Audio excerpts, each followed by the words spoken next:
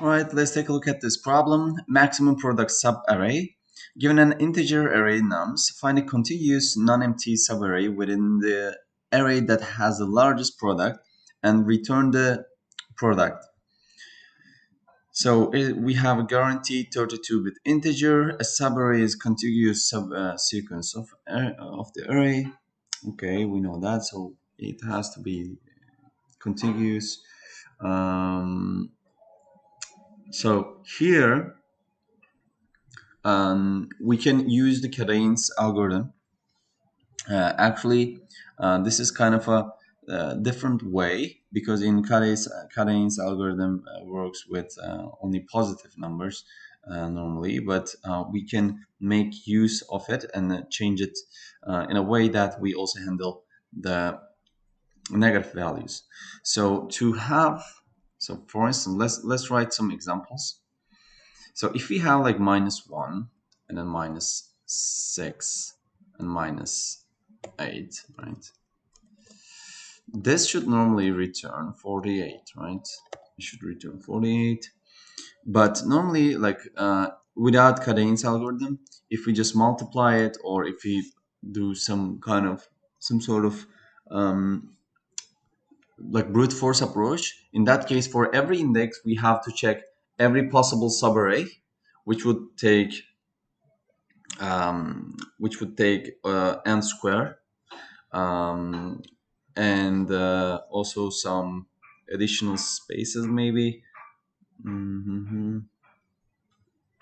Yeah, but that would be brute force algorithm would be to have like it will be of n square, and it will just look at the first index and the next one and the next one, and multiply the result with the next one, so it goes on like that.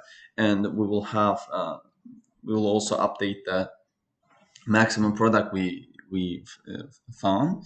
But here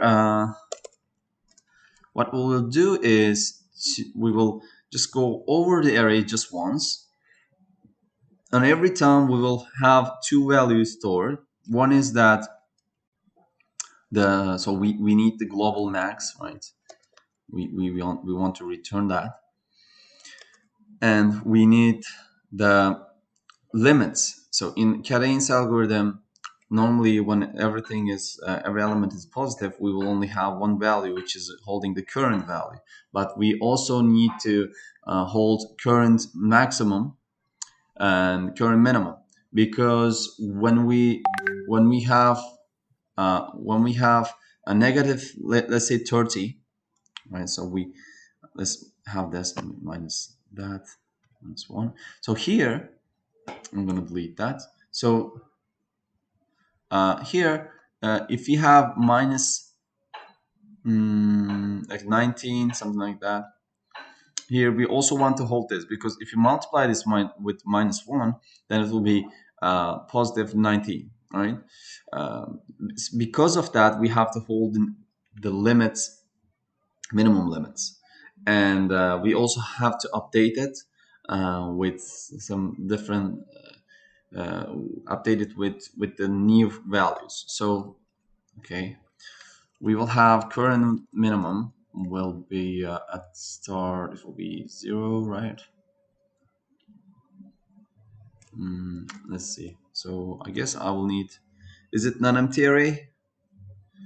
It's not. So if actually I'm gonna do it like this. If not nums, I'm just gonna return 0. Else I will have some values, and for that I will have so current minimum and maximum will be equal to the first element, and for every element in nums, so when we go over this, we will basically take each element by one. But so let's see.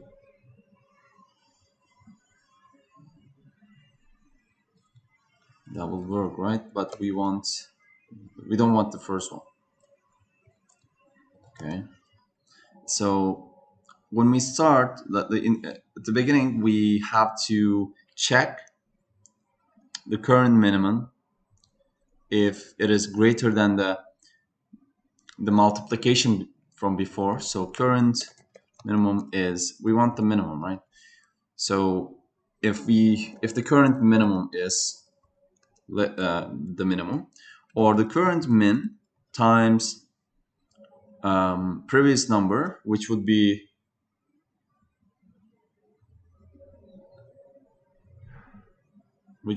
I'm sorry, the current number. The current minimum here is the previous number. But in that case, we have to hold the previous number. So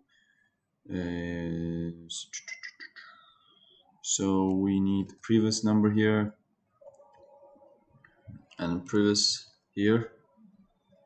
So later on, I will have like current min equal to, and current max equal to, like that.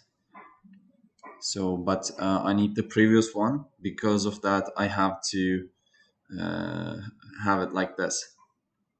So if the current min, if previous minimum is greater than that, or the element times prev max, because of that we might have a situation like this. So we have same thing here with max, and here we update the global max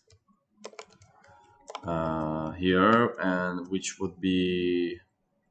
can be current minimum, current max, yeah, just these two. And then after the for loop, we can just return the global max. So let's see. Okay, we have a problem, which is, so I have the previous minimum, previous maximum, current min. Oops, these are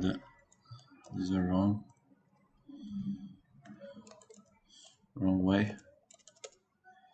Let's see.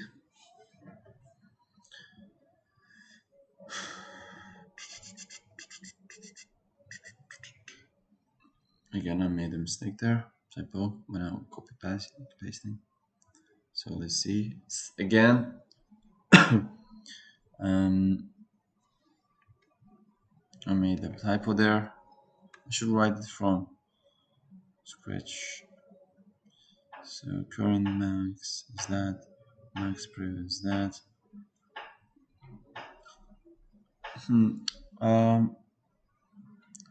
Why is this the case?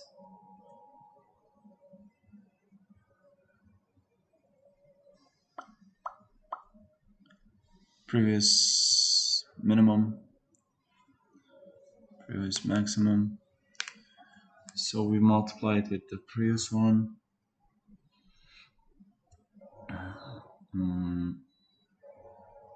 It can be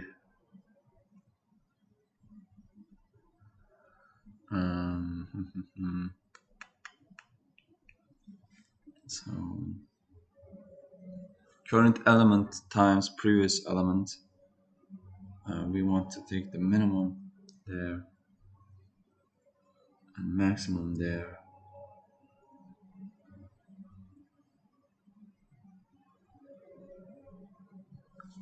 Also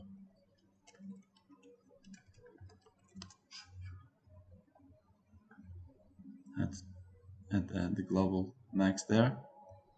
So if it starts from 0, so we start from 2, come here. Okay, 1 second. Okay, I'm back. So let's check this max values. So this should be, okay, this should be global max, right? And also, okay, current minimum, this should be element.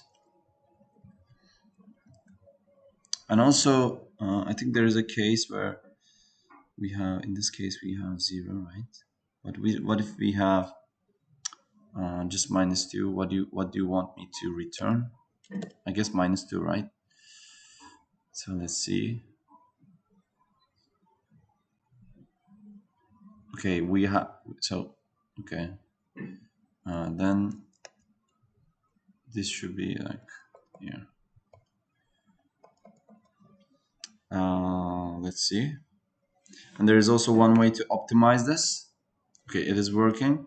Let's test it with this also. So here, as we see, we normally have to hold these previous numbers, but instead of that, we can do something like this. So put it here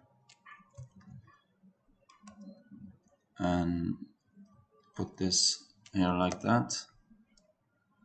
Actually, let's see if there's a, let's submit and see if there will be a, like a, if there will be any optimization we have like here. So we have 89, 85. Let's see if it will change. So we don't have to, we don't need those variables here like that. That's curve max like here, here, and here. Okay, let's see if it is working, and then I can just submit. Okay, 89, 85, and we'll look at, so the complexity is, so we are not, we are using additional memory because of this.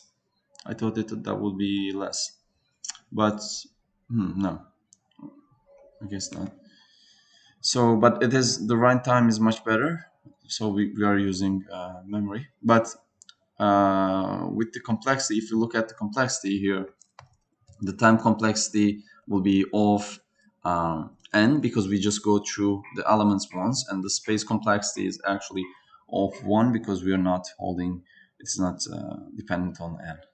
So this is my answer to this. What was the name of the problem? Maximum product Subarray. Okay, it changed actually.